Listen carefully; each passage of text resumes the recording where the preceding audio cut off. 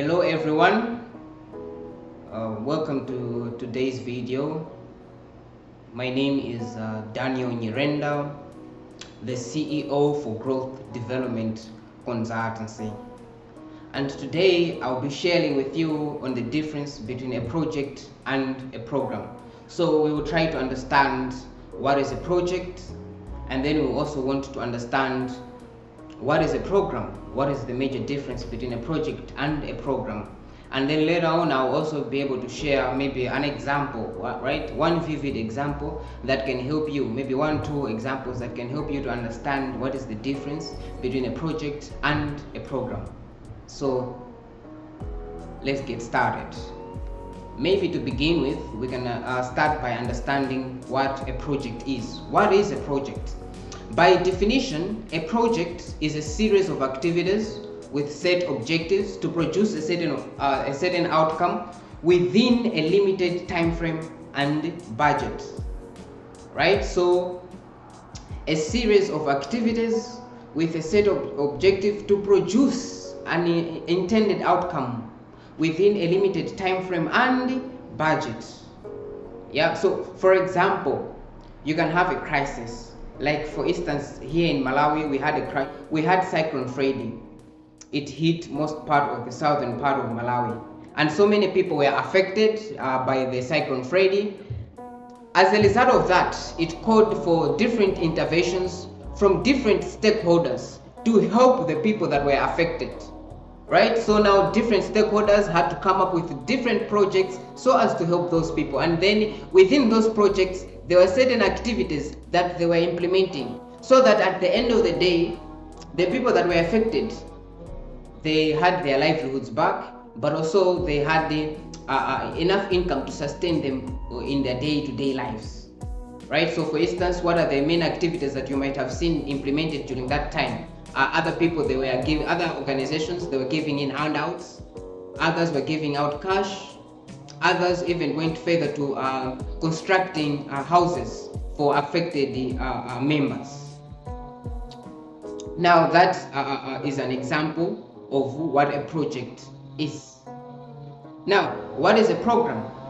Usually a project is standalone, whereas a program is a group of projects which are integrated together. So you have several other projects, all of those being done together, integrated as one. We are calling that as a program. So that's the major difference between a project and a program.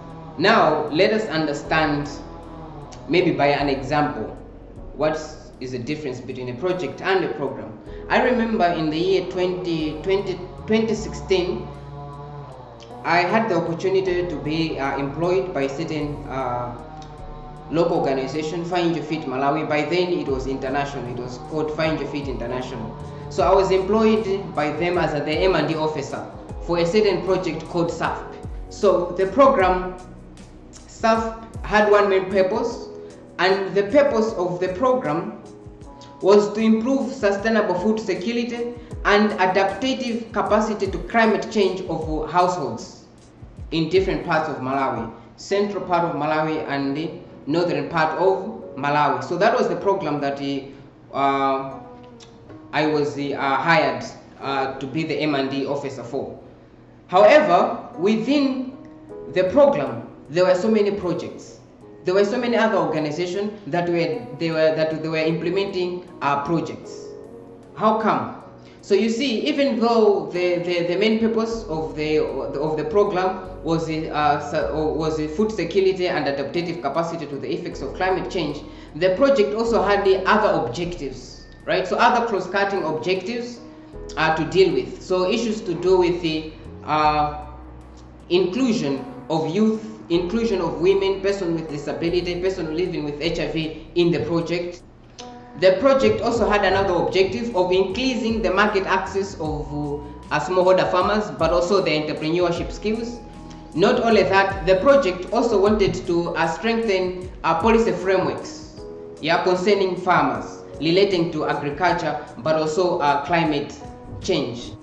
So as you can see, the whole thing became more complex, and because of that, the donor of the project, the Development Fund of Norway, thought it wise that not only one organization should do all of that thing, because it was going to be difficult, for them to tackle issues to do with sustainable agriculture, but also other issues to do with policy, and then each and every other organization has their own thematic areas. It is very difficult to find an organization that is dealing with all those issues.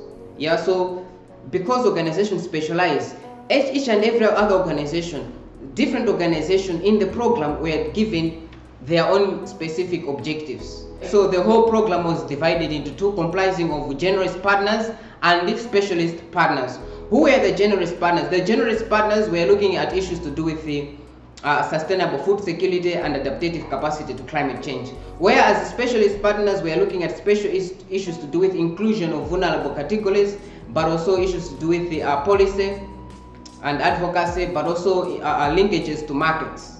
Now, the generous partners, one of them was the one which I was working with, which was Find Your Fit. Within the program, Find Your Fit was looking at sustainable agriculture, livestock production, irrigation, issues to do with tree planting, manure making, and so on and so forth. And then there was another generalist organization, Muzuzu Agriculture Development Division, which mostly was spearheading issues to do with the making people understand the lead farmer concept. Not also that, but also things, developing farm trials, but also conducting different kind of agriculture research. And also there was Heifer International, a global non-profit organization with a proven solution to ending hunger and poverty. And for them, mostly they were integrating crop and livestock production, ensuring that farmers not only have income, but also they have improved nutrition.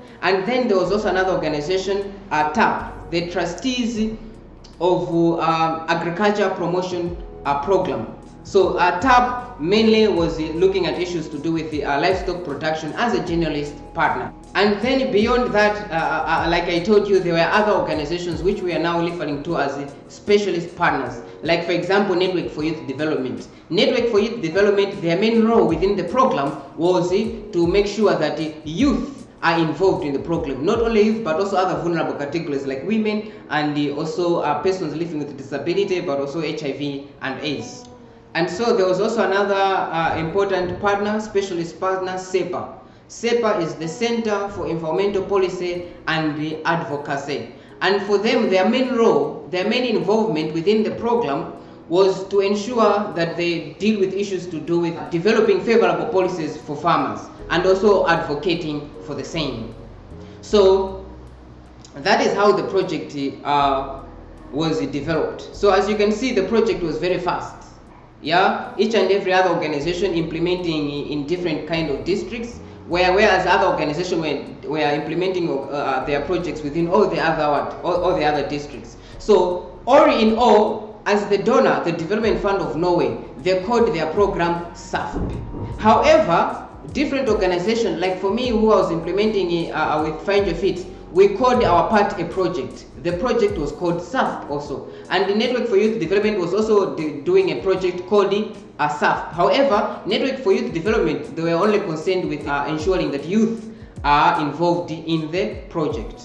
So I hope that possibly that has helped you to understand what is a project and what is a program, what is the difference between the two. Maybe another example of a program, sometimes you can have a program that must be implemented countrywide. Like for instance, you want to implement a program the whole Malawi. It can be difficult for one organization to do all the work throughout all the districts in Malawi. So you might want to have a program, however, in every other district, a different organization implementing a project. So that is that.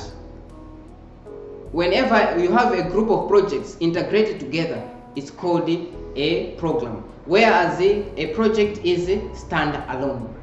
So that's about it, the difference between a project and a program. If you want to learn more about projects and programs, I can recommend to you to go to different organizations and ask for project documents.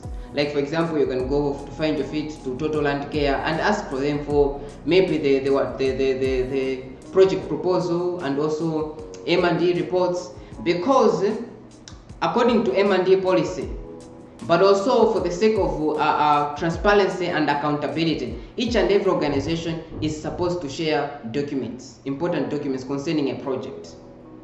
That can be a very good way for you to be able to learn. So that was just something that I wanted to talk about, maybe if you're willing to learn more. But also you can contact us if you want more information concerning projects, or maybe you want project documents, different, those which we're able to share, we can be in a position to share with you. Remember to hit the subscribe button, like our video, leave comments. So that's about it, guys. Today we wanted to learn about projects and the programs, and the next video I'll be sharing to you on the project life cycle, and then I'll also share with you in another video on how to develop a project, and then finally I'll share on different components of a project or a program proposal. Throughout this series, you should be able to learn more about projects, but also project management. Thank you. Looking forward to see you in our next video.